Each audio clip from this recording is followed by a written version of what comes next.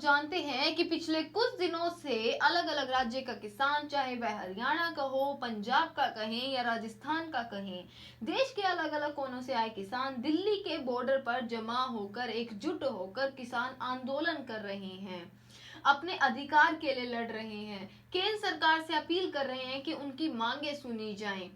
कृषि कानूनों के विरोध में वो अपने अधिकार के लिए लड़ रहे हैं। वहीं आपको बता दें कि 8 दिसंबर को जिस तरह से भारत बंद हुआ और एक सफलतापूर्ण भारत बंद सभी को देखने को मिला, वहीं किसानों ने एक और बड़ा ऐलान कर दिया है।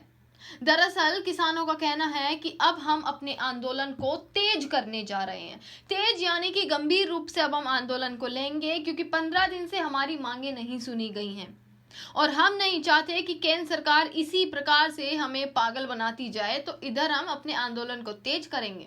वहीं केंद्र सरकार किसानों से अपील किए जा रही है, किसानों से अपील कर रही है, बार बार उन्हें समझाने की कोशिश कर रही है कि हम एमएसपी देंगे, हम आपके लिए ये कर रहे हैं, आपके फायदे के लिए ये कर रहे हैं। परंतु किसानों का कहना है कि आप इन तीनों कृषि कानून बिल जो आप लाए हैं, आप इनको रद्द कीजिए, यही हमारी मांग है, जो केंद्र सरकार पिछले 15 दिनों से मानने को तैयार नहीं है।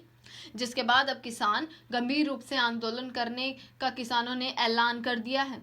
आपको बता दें, किसान 12 दिसंबर को पूरा दिल्ली और जयपुर हाईवे बंद करने वाले हैं।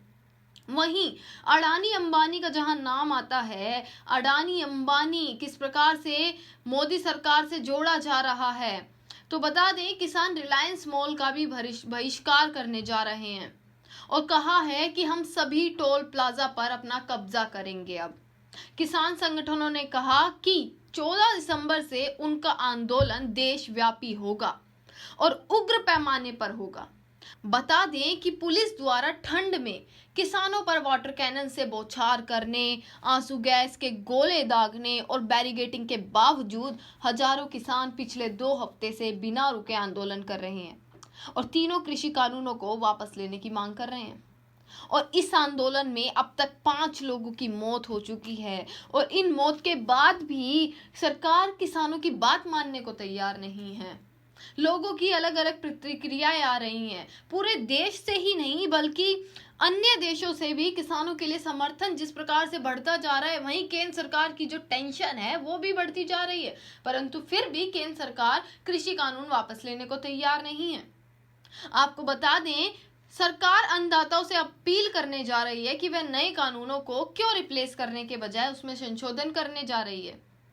आपको बताएं तो सरकार अपनी अपील में साफ तौर पर बताएगी कि कानूनी प्रावधानों को सरकार क्यों कमतर करने जा रही है।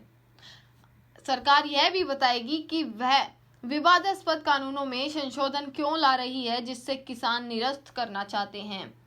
किसान संगठनों ने बुधवार को कृषि कानूनों में संशोधन के केंद्र सरकार के लिखित प्रस्ताव को भी ठुकरा दिया और अपने आंदोलन व विरोध प्रदर्शन को और बढ़ाने के लिए कई योजनाओं की घोषणा कर दी है। आंदोलनरत 13 किसान संगठनों को भेजे गए प्रस्ताव में केंद्र ने न्यूनतम समर्थन मूल्य के लिखित आश्वासन देने का वादा किया था।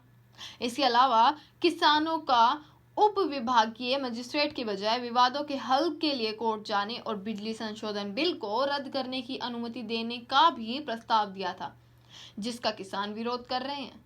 सरकार ने विभिन्न क्षेत्रों में किसानों की चिंताओं को दूर करने के लिए कानूनों में संशोधन करने की पेशकश भी की थी। बड़े कॉरपोरेट खेत पर कब्जा कर लेंगे, इन आशंकाओं के खिलाफ सरकार ने स्पष्ट किया था कि कोई भी खरीदार खेत के खिलाफ ऋण नहीं ले सकता और ना ही किसानों को ऐसी कोई शर्त दी जाएगी।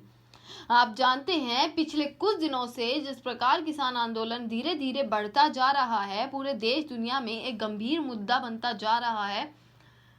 देश के हर कोने से समर्थन आना किसानों के लिए ये साफ दर्शाता है कि किसान केवल अपने अधिकार के लिए लड़ रहे हैं, एक शांतिपूर्वक प्रदर्शन करना चाहते हैं। जहां उन्हें दिल्ली में एंट्री नहीं मिली, उसके बाद भी शांतिपूर्वक बैठे हैं अपना बॉर्डर पर। इतनी कड़ाके की ठंड में 5 लोगों की मौत भी हो चुकी है ठंड के कारण।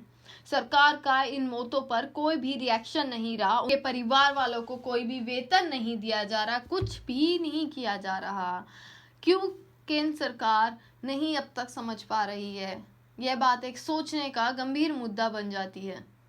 अब देखते हैं कि किसान आंदोलन किस प्रकार से गंभीर रूप लेता है और क्या गंभीर रूप लेने के बाद केंद्र सरकार इस प्रस्ताव के अलावा इन कृषि कानूनों को रद्द करेगी या नहीं।